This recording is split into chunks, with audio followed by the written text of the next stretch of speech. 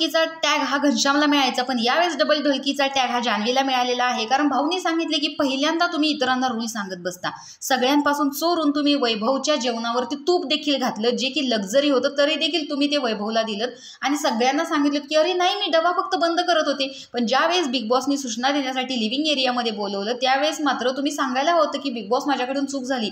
त्यावेळेस तुम्ही सूरजच्या वाक्यावर तुमची रिॲक्शन अशी दिली की नोटीस आल्यानंतर मी कोणाला काहीच दिलं नाही, पण वैभवला तूप दिलेलं की नाही हे तुम्ही इतरांना जरी सांगितलेलं नसलं तरी प्रेक्षकांना दिसतं। तिथंच वरती एक कॅमेरा आहे, त्याच्यामध्ये सुद्धा दिसतं, ते तुम्ही विसरून गेलात। आणि कॅप्टन्सी उमेदवारीच्या टास्कमधून निकीने तुम्हाला बाहेर काढले, त्यावेळेस तुम्ही पूर्णपणे हल्लेला होतात, म्हणून तुम्ही एका ना एका मुद्द्यावरती निकीवरती आता भांडण काढायचं असं ठरवलेलं होतं। आणि कॅप्टन्सी टास्कमध्ये सुद्धा तुम्ही विरुद्ध टीमच्या बाजूने खेळत होतात, म्हणजे इकडे डीपी दादा त्यांच्या टीममध्ये सुद्धा तुम्ही एक हात केला आणि नंतर अरबाज आणि वैभवच्या बाजूने खेळताना तुम्ही वैभवच्या बाजूने खेळायचं म्हणून वैभवला तुम्ही नाही हे केलं। तर या गोष्टी ज्या आहेत ना जान्हवी, ह्या बाहेर दिसतात आणि तुम्ही आता डबल ढोलकी वागताय, म्हणजे इकडची बाजूही सावरण्याचा प्रयत्न करताय आणि इकडे यांना देखील खुश करण्याचा प्रयत्न करताय।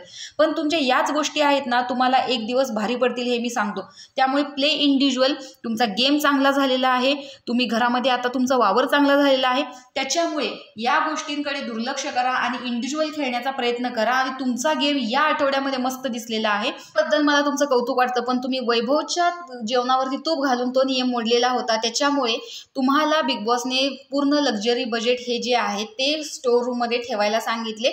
यासाठी तुम्ही देखील कुठेतरी जबाबदार होता आणि हे मान्य करा। इतरांच्या समोर तुम्ही असं नका सांगू की मी काहीच केलं नाही।